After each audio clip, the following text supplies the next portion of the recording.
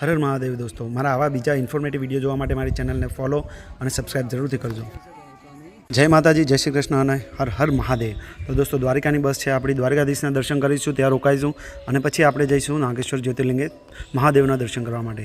તો આપણી sleeper bus હતી જેનું ભાડું 497 રૂપિયા સમથિંગ હતું ગાંધીનગરથી દ્વારકા.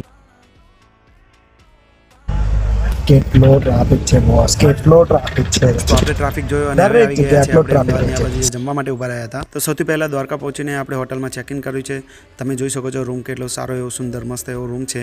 તો આપણે નહીં ધોઈને ફ્રેશ થઈને જઈશું હવે દ્વારકાધીશના દર્શન કરવા. તો આપણે દ્વારકાધીશના દર્શન કરી લીધા છે મસ્ત એવા, અને દ્વારકાધીશને પ્રાર્થના કરી છે સૌનું કલ્યાણ કરજો. ત્યાં આપણે જોઈએ કાકા છાશ એટલે કે દહીં વેચી રહ્યા હતા. તો ત્યાંથી આપણે હવે ઓટોમાં નીકળી ગયા છીએ નાગેશ્વર જવા માટે. તો ઓટોમાં તમે જોઈ શકો છો કે રસ્તો એકદમ સારો એવો થઈ ગયો છે. સૌથી પહેલાં આપણે જઈએ છીએ નાગેશ્વર. તો નાગેશ્વરનો રસ્તો બહુ જ ખરાબ હતો, પણ રસ્તો હવે નવો બની ગયો છે. તો આપણા જે ડ્રાઈવર હતા અજાભાઈ, એમણે